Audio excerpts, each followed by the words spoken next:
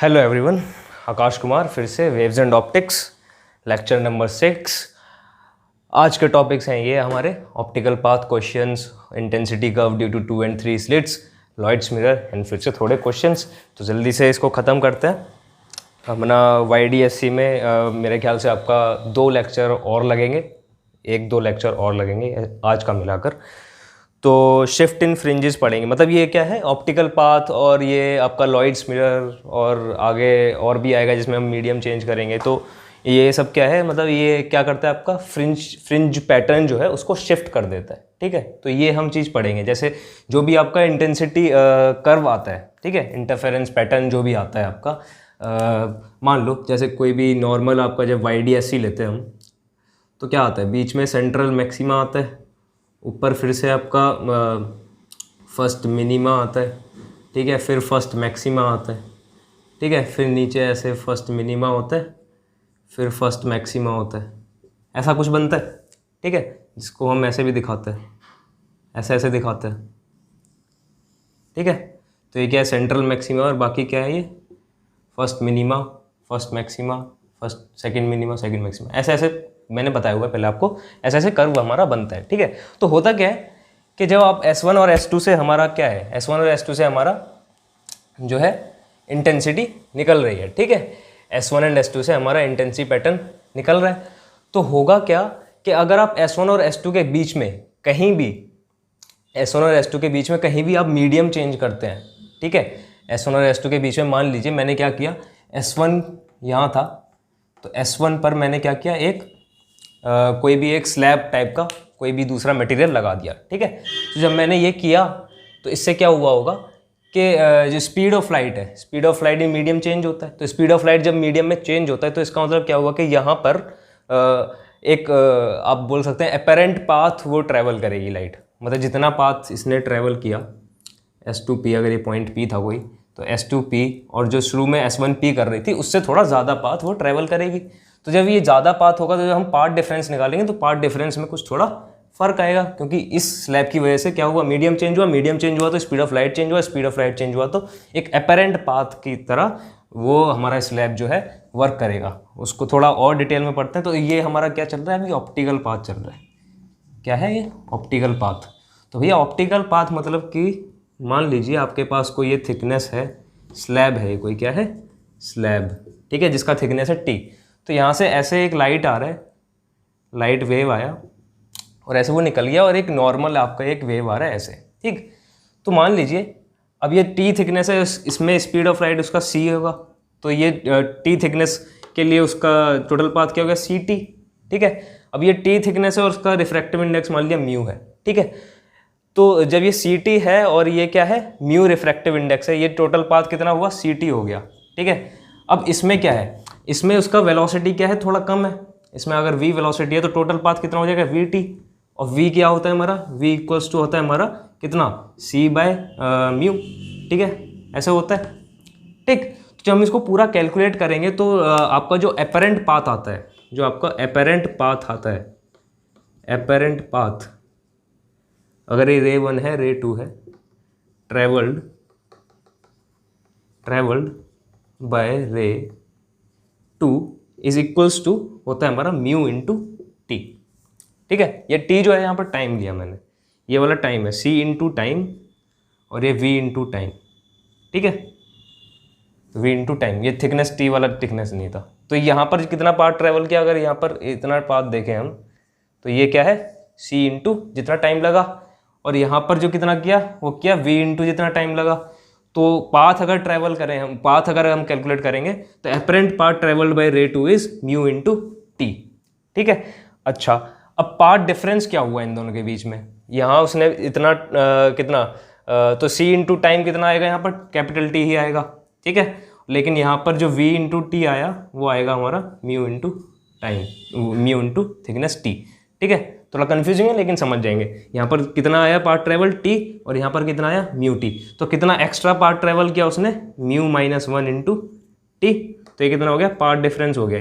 ये कब है, जब हमारी वेव्स ऐसे सीधी सीधी आ रही हैं, तो इसमें क्या हो गया, part difference mu -1 into t, mu T minus T equals to mu -1 into t. ठीक है, अब देखिए, अब YDSC की तरफ चलते हैं। तो ये हमारा पार्ट डिफरेंस आ गया, इसको लिख लीजिए कि ये है हमारा mu minus one into t. अब YDSC में हमारे पास पहले से ही क्या होता है, YDSC में क्या होता है, पहले से हमारे पास पार्ट डिफरेंस होता है, that is delta equals to d sine theta. ठीक है, और यहाँ पर है हमारे पास स्क्रीन, तो ये है हमारा S1, ये है हमारा S2 और ये है हमारा P। ठीक, तो S1 S2 P, तो यहाँ पर मैंने क्या लगा दिया, एक स्लैब लगा दिया जिसका थिकनेस कितना है, T है। ठीक है, तो इतना पाथ एक्स्ट्रा ट्रेवल करेगी तो हमारा अभी भी, अगर ये तो था हमारा इनिशियल पार्ट डिफरेंस, अगर फाइनल पोजीशन में पार्ट डिफरेंस देखते हैं, जब हमने ये इंसर्ट कर दिया तो क्या होगा, delta is S2P minus S1P। ठीक है, तो S2P माइनस कितना इसने एक्स्ट्रा ट्रेवल किया, डेट इज, इसको लिख सकते हैं हम, या फिर इसको S1 प्राइम P प्राइम मानूँ तो ये हो जाएगा S1P plus mu minus one T, इतना एक्स्ट्रा ट्रेवल किया, तो S2P minus S1P plus mu minus one into T minus. ठीक है, ये हो जाएगा आपका D sine theta minus mu minus one into T. ये आपका भैया आ गया क्या, ये आ गया आपका फाइनल पार्ट डिफरेंस। तो इतना पार्ट डिफरेंस एक्स्ट्रा उसने ट्रैवल किया। ठीक है, तो इतना पार्ट उसने एक्स्ट्रा ट्रैवल किया, तो ये पार्ट डिफरेंस आ गया हमारा। अब हम यहाँ से क्या करेंगे, वही जो हम पुराना करते हुए आए हैं, मैक्सिमा मिनिमा का पोजीशन फाइंड करेंगे। तो मैक्सिमा के लिए क्या होना चाहिए, फॉर मैक्सिमा क्या होना चाहिए, delta equals to n lambda. ठीक है, तो हमारा क्या हो गया, d sine theta minus mu minus one t equals to n lambda. तो साइन थीटा यहाँ से क्या आ गया, n lambda by small d minus mu minus one t by small d, ये आ गया प्लस। ठीक है, ये हमारा क्या आ गया, साइन थीटा का वैल्यू आ गया। ठीक है जी, तो साइन थीटा को मैं और क्या लिख सकता हूँ, यहाँ से थीटा भी लिख सकता हूँ, तो थीटा का वैल्यू भी यही आ गया। ठीक है, तो ये तो आ गया मैक्सिमा के लिए। अब मिनिमा के लिए देखते हैं, अगर किसके लिए, फॉर मिनिमा। तो मिनिमा के लिए क्या होगा, यहाँ पर 2n+1 लैम्डा बाई 2 सबको पता है। तो साइन थीटा कितना आ गया, साइन थीटा या फिर theta similar to sine theta equals to कितना आ गया, 2n+1 lambda by 2 small d plus mu minus one t by small d. ठीक है भाई, तो ये आ जाएगा आपका मिनिमा के लिए। अच्छा, ये तो हो गया मैक्सिमा मिनिमा। अब देखते हैं हमारा क्या, पोजीशन ऑफ फ्रिंज। ठीक है, तो पोजीशन देखते हैं, पोजीशन ऑफ फ्रिंज। तो पोजीशन कैसे आती है हमारी, y n by capital D equals to theta n होता है। तो वही वाई एन कितना आ गया यहाँ से मैक्सिमा के लिए, तो मैक्सिमा के लिए वाई एन हो गया आपका n lambda capital D by small d plus mu minus one t capital D by small d. ठीक है, ये आ गया मैक्सिमा के लिए। अच्छा, अब मिनिमा के लिए देखते हैं। तो मिनिमा के लिए आ जाएगा Y N equals to 2n+1 lambda capital D by 2 small D. Easy चीज़ है, बिल्कुल ईजी चीज़ है, कोई दिक्कत नहीं आने वाली इसमें। Mu minus one t capital D bye small d. ठीक है भाई, तो ये आपका पोजीशन आ गया। अच्छा, अब देखिए, अब होता क्या है जब हम ये स्लैब डालते हैं, तो होता क्या है ये समझ लीजिए। तो क्वेश्चन आएगा कि आपका फ्रिंज पैटर्न कितना शिफ्ट हुआ, ऐसा कुछ उसमें पूछा जाएगा। तो यहाँ से अगर मैं फ्रिंज विड्थ निकालता हूँ तो फ्रिंज विड्थ क्या आएगी, yn+1 माइनस वाई एन, कितना आया yn+1 माइनस वाई एन करेंगे तो lambda capital D by small D आएगा। मतलब फ्रिंज विड्थ में हमारा कोई चेंज नहीं आ रहा है। ठीक है, जब हम स्लैब डाल रहे हैं तो। अच्छा, अब ये देखिए बिफोर स्लैब, अगर बिफोर स्लैब मेरा फ्रिंज पैटर्न कुछ ऐसा आ रहा है, ये मेरा है क्या, ये है मेरा सेंट्रल मैक्सिमा। ठीक है, ये मेरी क्या है, ओ पॉइंट, ये बीच वाली लाइन है, कौन सी लाइन है, ये वाली। यहाँ क्या है हमारा सेंट्रल मैक्सिमा। ठीक, इसके ऊपर है मेरा फर्स्ट मिनिमा, फिर फर्स्ट मैक्सिमा। तो फर्स्ट मिनिमा फर्स्ट मैक्सिमा को दिखाते हैं हम इससे। अब काम करते हैं, फर्स्ट मिनिमा दिखाएंगे हम ब्लैक से। ये है फर्स्ट मिनिमा। ठीक है, तो ये हो गया सेकंड मिनिमा, ये थर्ड मिनिमा। ठीक, और फर्स्ट मैक्सिमा दिखाएंगे हम ब्लू से। First maxima, second maxima, third maxima. ठीक है, समझ आ रहा है, black blue black blue black blue, ऐसे है ये। तो ब्लू क्या है हमारा, ब्लू है हमारा मैक्सिमा, और ब्लैक क्या है, ब्लैक है हमारा मिनिमा। ठीक, अब देखिए ये था बिफोर स्लैब, मतलब जब हमने स्लैब नहीं डाला, अब हमने डाल दिया स्लैब डाल दिया, क्या किया, स्लैब डाल दिया। तो स्लैब जब डालेंगे तो क्या होता है, ये फ्रिंज पैटर्न ऊपर की तरफ शिफ्ट हो जाता है। ठीक है, अगर ये हमारा जो म्यू है, अगर म्यू है वो हमारा रिफ्रैक्टिव इंडेक्स जो है आसपास के सराउंडिंग से ज़्यादा है, तो फ्रिंज पैटर्न क्या होगा, ऊपर की तरफ शिफ्ट हो जाएगा। मतलब कि ये सेंट्रल मैक्सिमा है, ये क्या चला जाएगा, ये ऊपर चला जाएगा। ठीक है, ऐसा ही पैटर्न नीचे भी होगा, तो सेंट्रल मैक्सिमा जो है वो थोड़ा ऊपर की तरफ शिफ्ट हो जाएगा। तो मतलब कि आफ्टर स्लैब की अगर मैं बात करता हूँ, आफ्टर स्लैब वॉज इंसर्टेड, ये अभी के लिए दे देते हैं मिटा, ये मिटा देते हैं। तो आफ्टर स्लैब क्या हुआ, इसको थोड़ा ऊपर लिखो। आफ्टर स्लैब क्या हुआ, हमारा फ्रिंज पैटर्न जो है वो ऊपर की तरफ शिफ्ट हो गया, मतलब सेंट्रल मैक्सिमा मान लो कि कहीं यहाँ आ गया। ठीक है, ये आपका हो गया सेंट्रल मैक्सिमा। ठीक, तो जब सेंट्रल मैक्सिमा यहाँ आ गया, ये आपका आ गया फर्स्ट मिनिमा। ठीक है, ऐसे ही क्या आ गया नीचे, फर्स्ट मिनिमा, और आपका ये आ गया आपका फर्स्ट मैक्सिमा। ठीक है, ये आ गया आपका फर्स्ट मिनिमा, ये आ गया आपका फर्स्ट मैक्सिमा। तो सेंट्रल मैक्सिमा की पोजीशन कहाँ आ गई, ये आपकी आ गई सेंट्रल मैक्सिमा की पोजीशन। तो मान लीजिए आफ्टर स्लैब जब ये हमने वाई एन निकाला, वो कितना था, n lambda capital D by small d plus mu -1 t capital D by small d, ये आपका पोजीशन ऑफ फ्रिंज आया। ठीक है, अब अगर मैं ये बोलता हूँ कि जो मेरा सेंट्रल मैक्सिमा है वो शिफ्ट हुआ ऊपर, तो यहाँ पर अगर ये पोजीशन तुम्हारी वाई एन से दिखा दूँ मैं, तो जितना ये लेंथ है उतना ही कितना होगा, उतना ही ये लेंथ होगा। ठीक है, तो जब स्लैब मैंने डाल दिया तो मेरा पोजीशन ऑफ फ्रिंज ये है, तो इसमें इसके लिए फॉर सेंट्रल मैक्सिमा क्या करते हैं हम, n = 0, this implies n = 0, this implies y 0 कितना आ गया मेरा, mu -1 t capital D by small D. तो मतलब कि मेरा सेंट्रल मैक्सिमा जो होगा इतना ऊपर आया होगा। ठीक, यहाँ से हम निकाल सकते हैं सीधे सीधे सेंट्रल मैक्सिमा का पोजीशन क्या होगा, इतना ऊपर होगा। सेंट्रल मैक्सिमा का पोजीशन ये है हमारा। ठीक, अब ये जो सेंट्रल मैक्सिमा है ये पहले क्या था, जब स्लैब नहीं डाला था तो पहले क्या था हमारा, पहले क्या था, फर्स्ट सेकंड मैक्सिमा था। ठीक है, सेकंड मैक्सिमा था, लेकिन हमेशा ऐसा नहीं हुआ, क्या पता ये कुछ और पैटर्न में हो। ठीक है, हो सकता था फर्स्ट मिनिमा हो या फिर थर्ड मैक्सिमा हो, ऐसा कुछ भी हो सकता था। ठीक है, लेकिन तो यहाँ से हमें क्या पता चल रहा है कि पहले हमारा जो कोई भी फ्रिंज पैटर्न था वो हमारा क्या है, सेंट्रल मैक्सिमा है। ठीक है, तो यहाँ पर अगर मुझे y0 दिया है तो ये y0 कितना हो गया मेरा, इतना y0 हो गया, मतलब इसको yn ही ले लो अगर, तो ये मेरा yn है। तो क्वेश्चन में क्या दिया होगा, क्वेश्चन में बोला होगा कि find the thickness t if central maxima is shifted to a position where initially there was a first maxima और सेकंड मैक्सिमा, या जो भी उन्होंने दिया होगा। मतलब अगर मेरा सेंट्रल मैक्सिमा वहाँ शिफ्ट हो जाए जहाँ पर पहले मेरा कोई और फ्रिंज पैटर्न था और उसकी पोजीशन मुझे दी होगी, तो मैं यहाँ से सीधे क्या थिकनेस निकाल सकता हूँ। ठीक है, अब इसका एक एग्जांपल करते हैं, तभी आपको ये अच्छे से समझ आएगा। तो मतलब कि मेरा yn अच्छा ठीक है, तो ये मेरा आ गया सेंट्रल मैक्सिमा का पोजीशन, ये आ गया। ठीक है, तो यहाँ पर अगर मेरा इफ सेंट्रल मैक्सिमा कोइंसाइड्स, मतलब सेंट्रल मैक्सिमा वहाँ आया जहाँ पर मेरा क्या था, कोई भी nth मैक्सिमा था, इसको क्या ले लेंगे हम, nth मैक्सिमा।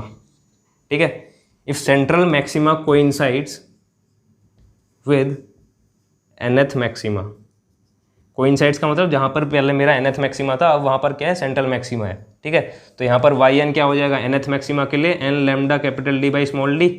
ठीक है, और यहाँ पर yn क्या है मेरा, ये है, तो ये दोनों तो सेम होंगे लेंथ। ठीक है, तो इसको हम क्या कर देंगे, इक्वल कर देंगे with nth maxima, this implies n lambda capital D by small d is equals to mu -1 t capital D by small D.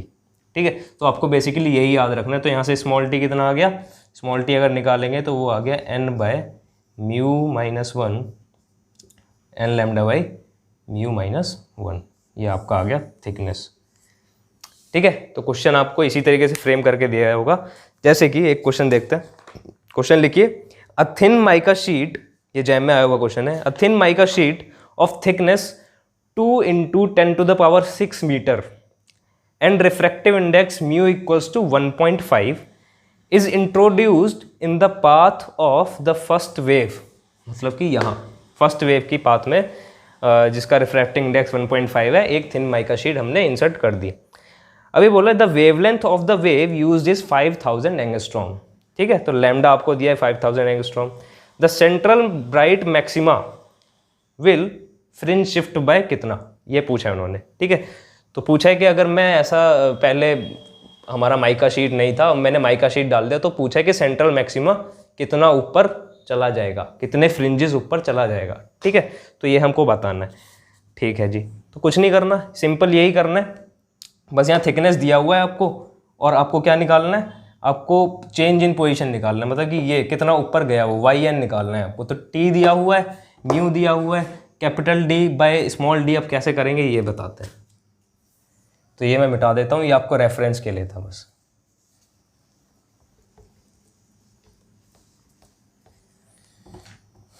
हाँ जी, तो आपको क्वेश्चन में दिया हुआ है, क्वेश्चन में थिकनेस दिया हुआ है 2 × 10⁻6 मीटर, और आपको म्यू दिया हुआ है 1.5 और लैम्डा दिया हुआ है 5000 एंगस्ट्रॉम।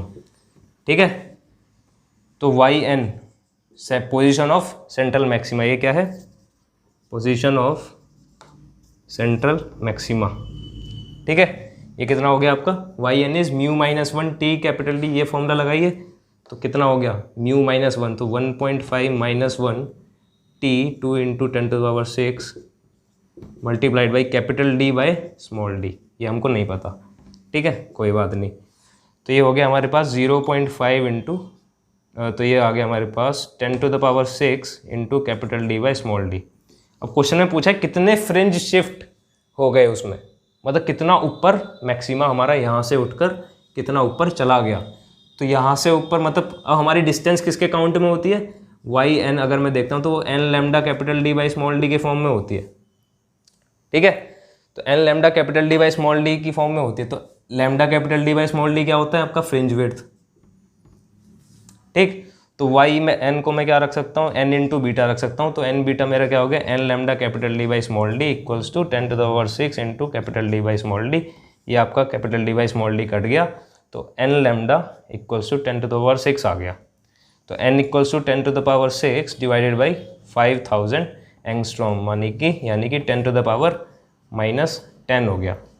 ठीक है, तो ऊपर जाकर हो गया 10⁻16 डिवाइडेड बाई 5 इंटू 10⁻3, तो ये आ गया आपका n is equals to 0.2 into 10⁻13, यानी कि 2 इंटू 10⁻12 फ्रिंजेस ऊपर चला गया वो। ठीक है, डायमेंशन देख लीजिएगा कहीं मैंने कुछ गलती तो नहीं की है। 2 इंटू 10⁻6 10⁻6 और नीचे दिया है 5000 एंगस्ट्रॉम, तो 5000 5 इंटू 10⁻3 और ये हो गया ऊपर।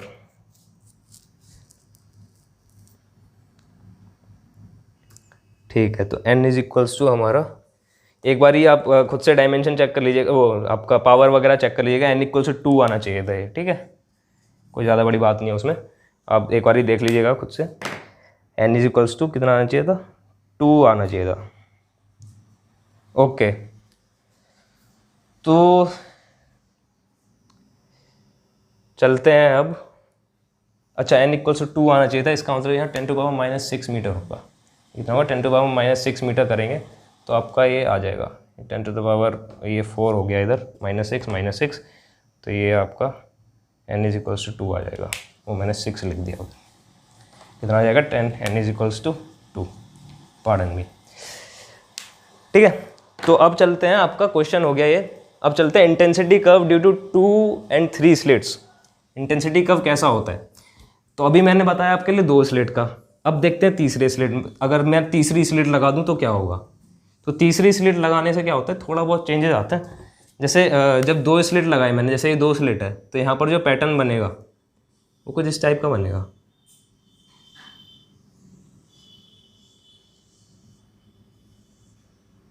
ठीक है, क्या बनेगा, कुछ इस टाइप का पैटर्न बनेगा। ठीक, ये आपका है इंटेंसिटी।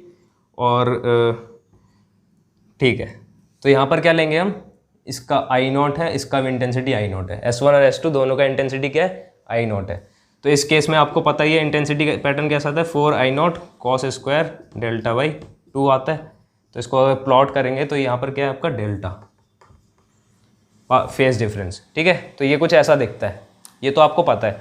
अब 3 स्लिट्स में क्या होता है ये देख लीजिए। अच्छा, 2 स्लिट्स की मैं बात कर रहा हूँ, तो 2 स्लिट्स में अगर मैं फेज़र लिखना चाहता हूँ, फेज़र मैंने आपको लिखना बताया, तो फेज़र कैसे लिखता है, पहला वेव तो अगर मैं उसको ए नॉट मान लूँ, ठीक है, तो दूसरे वेव के लिए क्या लिखूंगा, जो पहला S1P जो है उसको मैंने ए नॉट मान लिया, तो दूसरे में क्या है उसका बस फेज डिफरेंस आ रहा है। ठीक है, बाकी तो सब कुछ सेम है, तो एक्सपोनेंशियल आयोटा डेल्टा मान लूंगा अगर फेज डिफरेंस डेल्टा है तो ये मेरा फेजर हो गया किसके लिए, 2 स्लिट्स के लिए। ऐसे अगर मेरा तीसरा स्लिट लगा दिया मैंने, ठीक है, मान लो मैंने यहाँ क्या किया, तीसरा स्लिट लगा दिया S1 S2 और नीचे क्या लगा दिया मैंने, S3 और लगा दिया, तो इसके बीच में जितना पार्ट डिफरेंस है उतना ही इसके बीच में पार्ट डिफरेंस है। अगर ये स्मॉल डी है ये भी स्मॉल डी है, ठीक है, इन दोनों के बीच में जितना पार्ट डिफरेंस है उतना ही इन दोनों के बीच में पार्ट डिफरेंस है। तो फिर S1 और S2 के बीच में पार्ट डिफरेंस क्या लिया है हमने, डेल्टा। तो S2 और S3 के बीच में कितना हो गया, डेल्टा हो गया। तो S1 और S3 के बीच में कितना हो गया, twice of delta path difference हो गया। ठीक है, फेज डिफरेंस तो फेज डिफरेंस कितना हो गया, ट्वाइस ऑफ डेल्टा। तो इसका अगर फेजर लिखता हूँ फॉर, ये कितना है, ये किसके लिए, फॉर 2 स्लिट्स, ये है 2 स्लिट्स के लिए। अगर मैं लिखता हूँ 3 स्लिट्स के लिए तो देखो कितना इजी हो जाएगा। फेजर क्या हो गया, P इज इक्वल्स टू पहले के लिए ए नॉट, दूसरे के लिए ए नॉट एक्सपोनेंशियल आयोटा डेल्टा, तीसरे के लिए ए नॉट एक्सपोनेंशियल आयोटा 2 डेल्टा। ठीक है, और इंटेंसिटी क्या होती है, इंटेंसिटी होती है P इंटू पी एस्ट्रिस्क, यानी कि इंटेंसिटी क्या होती है, एम्पलीट्यूड का स्क्वायर होती है। तो इसको जब मैं कैलकुलेट करूँगा तो ये मेरे पास आ जाएगा 3 I not plus 4 I not cos of delta plus 2 I not cos of 2 delta. तो ये मेरे पास आ जाती है इंटेंसिटी। ठीक है, तो इसका जो ग्राफ आता है वो देखिए, इसका ग्राफ आता है, इसको मिटा देते हैं।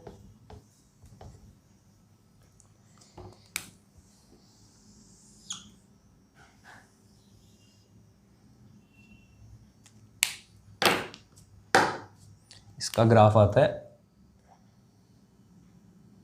कुछ ऐसा, पहले ऊपर जाता है, फिर दूसरी बार जब ऊपर जाता है तो पूरा ऊपर नहीं जाता। ठीक है,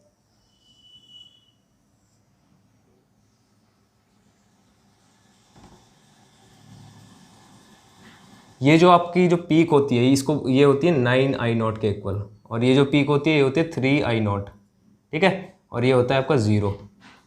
ठीक, तो ये आपको याद रहना चाहिए। तो इंटेंसिटी इस फॉर्म में होती है, इंटेंसिटी क्या है, इस फॉर्म की है, और आपका जो फॉर्म आता है वेव फॉर्म वो इस टाइप का आता है, वेव फॉर्म नहीं, इंटेंसिटी पैटर्न किस टाइप का आता है, उस टाइप का। ठीक है, तो ये आपका हो गया, अभी इतना हो गया, 3rd पॉइंट तक हमने कर लिया। अब चलते हैं 4th पॉइंट पर। तो 4th पॉइंट है आपका लॉयड्स मिरर। तो लॉयड्स मिरर बहुत अच्छी चीज़ है, मतलब मज़ा आएगा पढ़ने में लॉयड्स मिरर। तो लॉयड्स मिरर में क्या होता है, एक मिरर की वजह से रिफ्लेक्शन होता है, मिरर की वजह से रिफ्लेक्शन नहीं होता भाई, तो रिफ्लेक्शन की वजह से क्या होता है, एक फेस चेंज होता है। ये नोट में लिख लो, आप नोट में लिख लो कि when a light reflects from a denser medium, from a denser medium, there is a change of phase of light by कितना, पाई का फेस चेंज आएगा, that is path difference of lambda by 2। मतलब कि जब भी आपका ये कोई रेयर मीडियम है, एयर मान लो या इसको वाटर मान लो, रेयर है, और ये क्या है आपका डेंसर है, डेंस। ठीक है, तो लाइट ऐसे आया और ऐसे रिफ्लेक्ट हो गया। ठीक है, ऐसे रिफ्लेक्ट हो गया, तो यहाँ पर कितना फेस चेंज हो जाएगा, π/2 का फेस चेंज हो जाएगा। मतलब अगर ऐसे कुछ लाइट आ रहा है तो वो कुछ कैसा हो जाएगा, उल्टा हो जाएगा। ठीक है, इलेक्ट्रिक फील्ड का डायरेक्शन ऐसे था, तो अब इलेक्ट्रिक फील्ड का डायरेक्शन नीचे हो जाएगा। ठीक, तो फेज डिफरेंस ऑफ π/π का फेज डिफरेंस होता है, मतलब वेवलेंथ का आपका पार्ट डिफरेंस कितना हो गया। पार्ट डिफरेंस क्या होता है, delta is λ/2π into phase difference. ठीक है, तो λ/2π इंटू फेज डिफरेंस कितना हो गया, λ/2 का। अगर हमारा डेल्टा फाई कितना है, पाई है, तो पार्ट डिफरेंस कितना आ गया हमारे पास, λ/2 का। मतलब कि जैसे रिफ्लेक्शन होता है तो आपका एक्सटर्नल पार्ट, एक एक्स्ट्रा पार्ट डिफरेंस जनरेट हो जाता है। अब हम इसी पार्ट डिफरेंस को यूज़ करेंगे क्या, आपका इंटरफेरेंस पैटर्न बनाने में। अब देखिए कैसे करते हैं। तो हम क्या करेंगे, एक सोर्स लेंगे बस, इसमें क्या लेंगे, सिर्फ एक सोर्स लेंगे, और उससे ही हमारा क्या बन जाएगा, इंटरफेरेंस पैटर्न बन जाएगा। तो इसको बोलते हैं हम लॉयड्स मिरर, बोलते हैं लॉयड्स मिरर। अब देखिए होता क्या लॉयड्स मिरर, आपके पास रहता है एक मिरर और एक सोर्स S1 मान लो सोर्स, और एक रहता है आपके पास स्क्रीन। ठीक है, ठीक। अब क्या होता है, एक लाइट ऐसे आया, सीधा चला गया, कोई पॉइंट P मान लिया, सीधा चला गया, या फिर ऐसे ऊपर की तरफ कहीं भी जा सकता था। ठीक है, तो S1 से ऐसे P सीधा जाएगा। यहाँ पर मान लो टॉर्च रखा हुआ है, लेज़र रखा हुआ है यहाँ पर। ठीक है, तो ऐसे P तक चला गया। अब क्या होगा, एक लाइट मान लो ऐसे आया, यहाँ से रिफ्लेक्ट होकर गया। ठीक, ऐसे क्या हुआ, रिफ्लेक्ट होकर गया। ये आपका I और ये R दोनों सेम है। ठीक, ओके। तो हुआ क्या, अब यहाँ पर कोई बंदा खड़ा है, तो उसको ये लाइट, ये वाला जो रे है, ये कहाँ से आते दिखेगा, पीछे से आता हुआ दिखेगा। इसको हम सोर्स को मान लेंगे क्या, S2। ठीक है, तो अगर मेरा सोर्स इससे, ये जो प्लेन है, प्लेन ऑफ मिरर जो है, इससे अगर मेरा D' ऊपर है, तो ये पूरा डिस्टेंस कितना हो गया, 2D। तो ये उसकी तरह बन गया, किसकी तरह, ये आपका क्या है, स्क्रीन, यंग्स डबल स्लिट की तरह बन गया। अगर आप मिरर भूल जाओ, ठीक है, तो किसकी तरह बन गया, यंग्स डबल स्लिट की तरह बन गया ना, S1 सोर्स, S2 सोर्स, और ऐसे कहीं भी P पर हम इंटरफेरेंस मैक्सिमा देख रहे हैं, मिनिमा देख रहे हैं। और स्लिट सेपरेशन कितना हो गया, 2i ऑफ D', तो इसको बोलेंगे D equals to 2i of D'। ठीक है, और आपका ये आपका पोजीशन रहेगा ही, ये कितना, yn। ठीक, तो ऐसे होता है भैया इसमें, यहाँ पर π/2 का फेज डिफरेंस होता है, तो और ऊपर आपका जाकर जो है इंटरफेरेंस पैटर्न मिलता है। तो देखो अब इसमें पैटर्न पर मैक्सिमा मिनिमा कैसे फाइंड करेंगे। तो अगर मैक्सिमा की बात करते हैं, फॉर मैक्सिमा क्या होगा, पार्ट डिफरेंस कितना होना चाहिए, n λ। ये तो है ही भाई, ये तो होना ही चाहिए। तो n λ आपका हो गया पार्ट डिफरेंस। अब देखिए पार्ट डिफरेंस कितना है आपके पास, S2P माइनस S1P। ठीक है, इतना तो है, बट क्या आता है, यहाँ पर हमारा एक्स्ट्रा पार्ट डिफरेंस हो रहा है। क्या हो रहा है, एक्स्ट्रा पार्ट डिफरेंस हो रहा है यहाँ पर, क्योंकि फेज डिफरेंस कितना चेंज हो रहा है, रिफ्लेक्शन पर पाई का फेज डिफरेंस चेंज हो रहा है। तो एक्स्ट्रा पार्ट ट्रेवल कितना कर रही है, λ/2 का पाथ एक्स्ट्रा ट्रेवल करेगी। कौन सी वेव, S2P वेव क्या, λ/2 का एक्स्ट्रा पार्ट ट्रेवल कर रही है। तो इसमें क्या आ जाएगा, S2P minus S1P plus λ/2 equals to n λ। या फिर कैसे लिख सकते थे, S2P प्लस λ/2 माइनस S1P, ठीक है, इज इक्वल्स टू n λ। तो यहाँ से कितना आ गया, S2P minus S1P is equals to n λ minus λ/2। ठीक है, तो कितना हो गया, S2P minus S1P is equals to 2n minus 1 λ/2। ठीक है, ये आ गया आपका।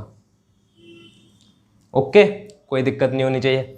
अब इसको जनरल जो लिख देते हैं हम, जनरलाइज फॉर्म में लिख देते हैं, S2P minus S1P is 2n plus minus 1 λ/2। इसमें भी कोई दिक्कत नहीं होनी चाहिए। ठीक है, तो ये हम आपका फॉलो करेंगे। ओके, ये आ गया आपका मैक्सिमा के लिए। अब देखते हैं भैया मिनिमा के लिए। मिनिमा के लिए क्या होना चाहिए, delta equals to 2n plus 1 λ/2, इसको देते हैं मिडा। ठीक है, ये किसके लिए, मैक्सिमा के लिए। For minima. मिनिमा के लिए क्या होना चाहिए, डेल्टा इक्वल्स टू 2n+1 λ/2। तो 2n+1 λ/2 हो गया, और मेरा पहले से क्या है, S2p minus S1p plus λ/2 equals to 2n+1 λ/2। तो S2p माइनस S1p कितना आ गया मेरा, n लैम्डा आ गया। ये किसके लिए, मिनिमा के लिए। ये किसके लिए था, मैक्सिमा के लिए था। ठीक है, इसके लिए था ये, मैक्सिमा के लिए।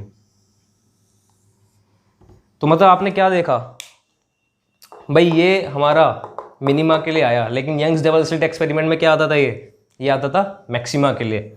और 2n+1 λ/2 पार्ट डिफरेंस किसके लिए आता था, हमारा मिनिमा के लिए आता था। तो यहाँ पर क्या हो गया, चीज़ें उल्टी हो गई हैं। ठीक है, चीज़ें क्या हो गई, उल्टी हो गई है। तो अब आगे बढ़ते हैं। तो यहाँ से कंक्लूजन क्या निकालेंगे, अगर इसको हम यंग्स डबल स्लिट एक्सपेरिमेंट से कंपेयर करें तो हमारा जो डार्क है वो ब्राइट हो गया। ठीक है, और जो हमारा ब्राइट था वो डार्क हो गया।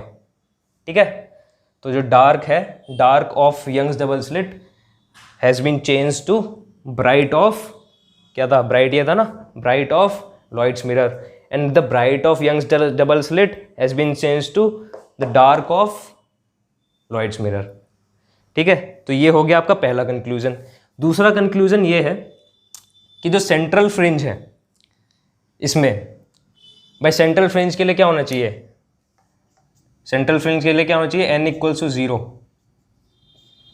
तो सेंट्रल फ्रिंज के लिए n इक्वल्स टू 0 डालूंगा तो n इक्वल्स टू 0 क्या आ जाएगा हमारे पास, डार्क के लिए आएगा।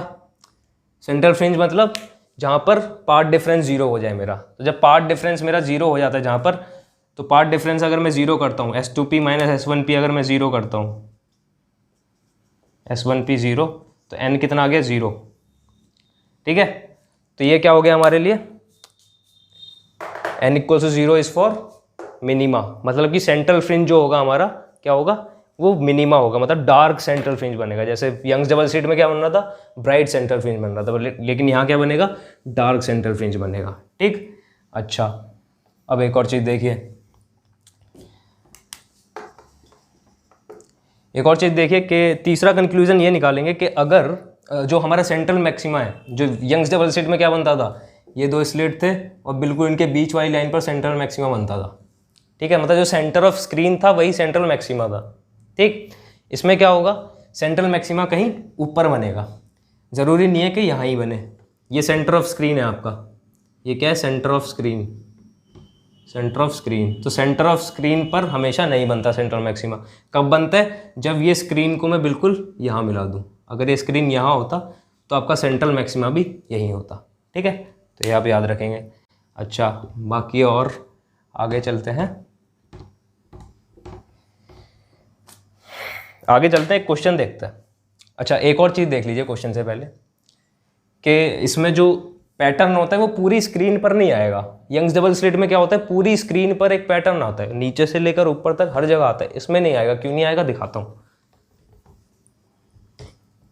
इसमें क्या होता है, एक लिमिटेड एरिया में लिमिटेड लेंथ तक आपका पैटर्न आता है। जैसे कि ये आपका है स्क्रीन, ठीक है, और ये आपका है मिरर, ठीक है, और यहाँ है आपका सोर्स S, ये आपका सोर्स है।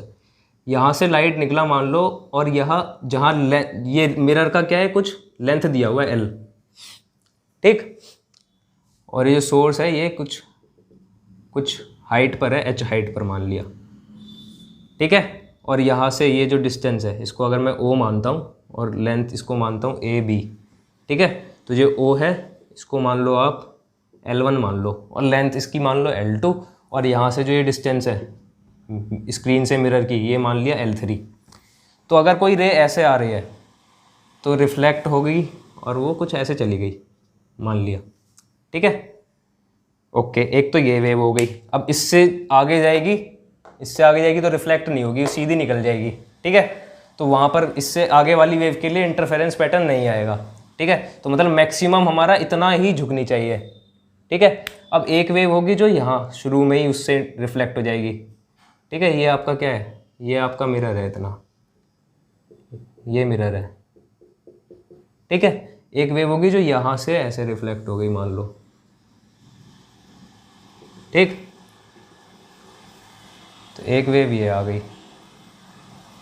तो मतलब कि ये शुरू वाली वेव और ये लास्ट वाली वेव जहाँ जाकर मिल रही है, सिर्फ उनके बीच में ही क्या होगा, यहीं क्या होगा आपका, यहीं क्या है, फ्रिंज पैटर्न है। भाई अगर कोई वेव यहाँ आई, भाई यहाँ तो मिरर नहीं है, तो ये क्या करेगी, सीधी निकल जाएगी, तो ये वेव क्या है, फ्रिंज पैटर्न नहीं बनाएगी। तो मतलब कि इस एंगल से इस एंगल के बीच में ही हमारा क्या है, फ्रिंज पैटर्न मिलेगा। ठीक है, तो ये जो एंगल है ना और ये जो एंगल है, इसके बीच में क्या मिलेगा, फ्रिंज पैटर्न मिलेगा। तो अगर मैं इसको क्या कर दूं, इसको मैंने मान लिया y1 और इसको मैंने मान लिया y2। ठीक है, तो मुझे देखना है कि कितने बीच में फ्रिंज पैटर्न है, तो मैं निकाल लूँगा वो। अब अगर मेरा ये क्या है, ये θ1 है, या फिर इसको ले लो θ2 और इसको ले लो θ1, तो मेरा tan θ2 कितना हो गया, tan θ2 हो गया h/L1। ठीक है, tan θ1 क्या हो गया, tan θ1 हो गया मेरा h/L1 + L2। ठीक है, तो ये θ2 है तो ये भी θ2 होगा, और ये θ1 है तो ये भी θ1 होगा। तो यहाँ से h/L1, तो tan θ2 तो कितना आ गया, y2/L2 + L3, L2 + L3, और यहाँ से कितना आ गया, y1/L3।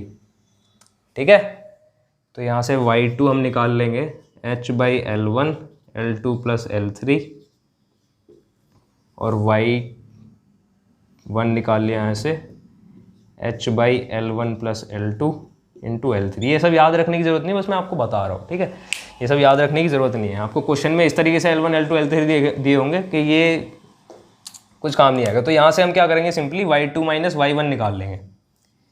ठीक है, तो y2 - y1 ही जो है आपका फ्रिंज, इतने बीच में ही आपका फ्रिंज पैटर्न होगा। ठीक, तो y2 - y1 में ही आपका फ्रिंज पैटर्न होगा। तो ऐसे ऐसे क्वेश्चन आएंगे आपके पास के फ्रिंज पैटर्न की पोजीशन बताओ, position of the region of visible fringes बताओ, ऐसा क्वेश्चन आ जाएगा।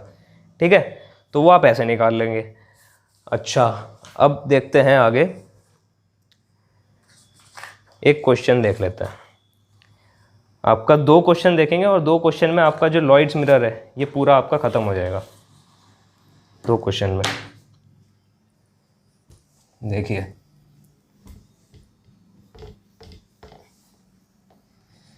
क्वेश्चन दिया हुआ है कुछ ऐसे, ये सोर्स है, ये मिरर है, मिरर का लेंथ दिया हुआ है आपका 5 सेंटीमीटर, और ये जो सोर्स है ये भी कितना दूर है, मिरर से 5 सेंटीमीटर दूर है, और 1 mm ऊपर है, 1 मिलीमीटर ऊपर है यह सोर्स। ठीक, और स्क्रीन जो है that is 190 centimetre away from the mirror. ठीक है, तो पूछा है कि पोजीशन ऑफ फ्रिंजेस बताओ, पोजीशन ऑफ फ्रिंजेस बताओ।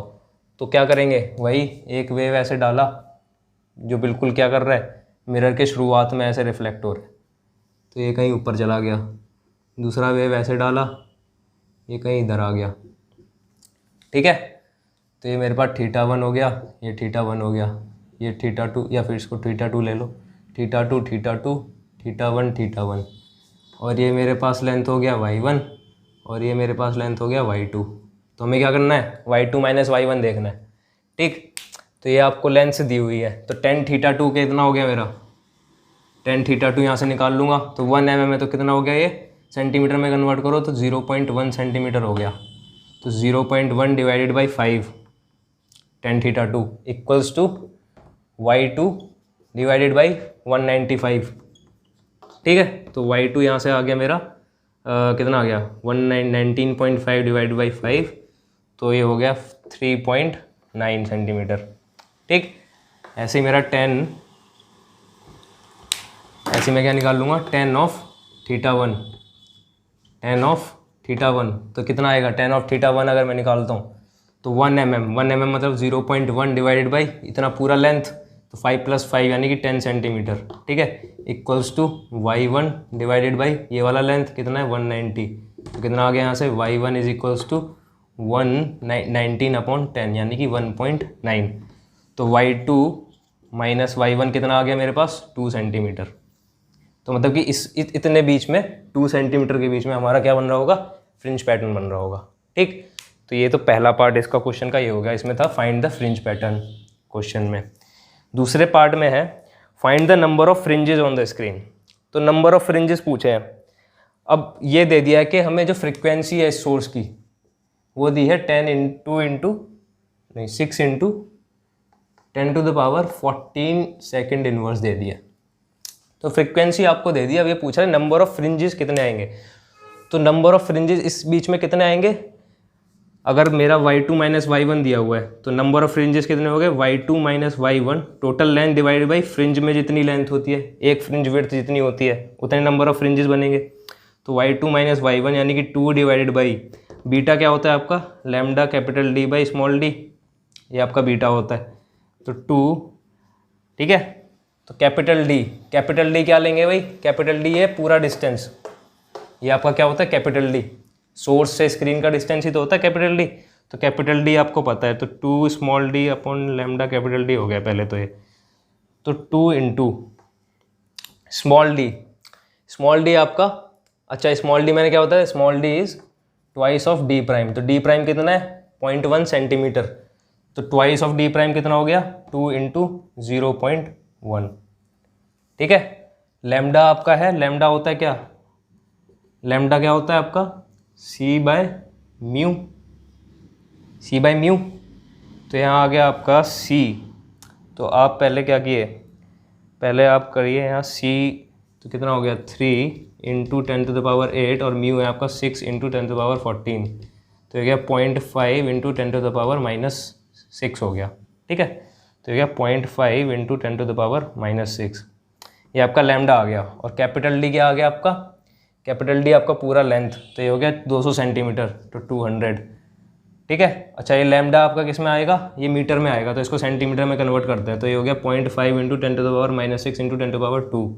ठीक, तो 0.5 इंटू 10⁻⁻4 सेंटीमीटर आ गया लैम्डा। तो इसको करते हैं -4, तो इसको कैलकुलेट करेंगे तो पूरा आएगा आपके पास 40। क्या जाएगा 40 आ जाएगा। मतलब कि नंबर ऑफ फ्रिंजेस, इतने बीच में नंबर ऑफ फ्रिंजेस कितने होंगे, 40 फ्रिंजेस बन रहे होंगे हमारे पास, पूरा मैक्सिमा और मिनिमा फ्रिंजेस मिलाकर 40 फ्रिंजेस बनेंगे। ठीक है, तो ये आपका हो गया इसका दूसरा पार्ट। अब तीसरे पार्ट में पूछा है